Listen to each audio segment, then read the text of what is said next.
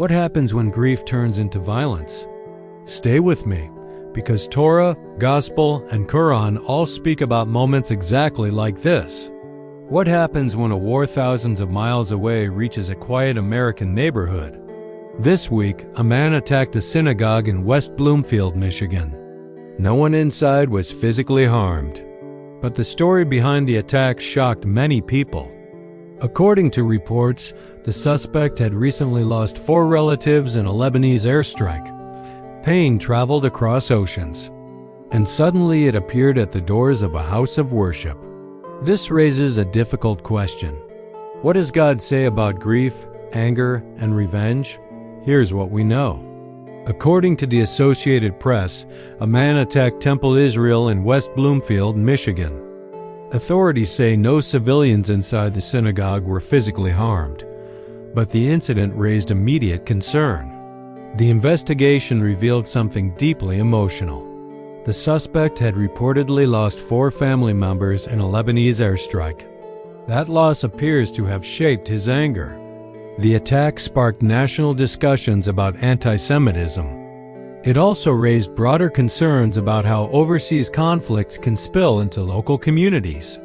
Because grief and anger do not always stay where they begin. Sometimes they travel. And when they do, faith communities often become targets. This moment forces us to ask a deeper question. How should grief be handled? The Torah addresses revenge directly.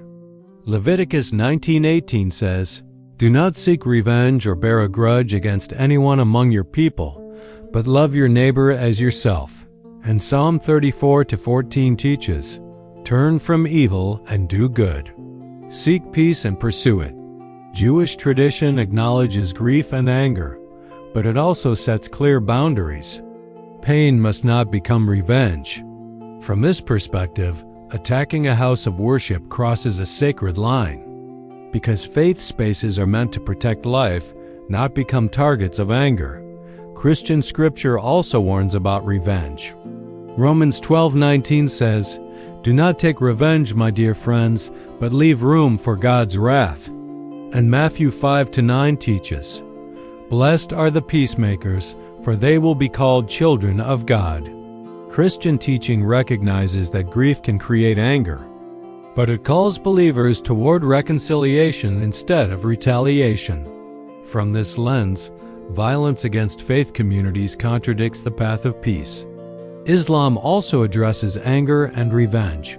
Quran 5:32 says, "Whoever kills a soul, it is as if he has slain all mankind. And whoever saves one, it is as if he has saved all mankind."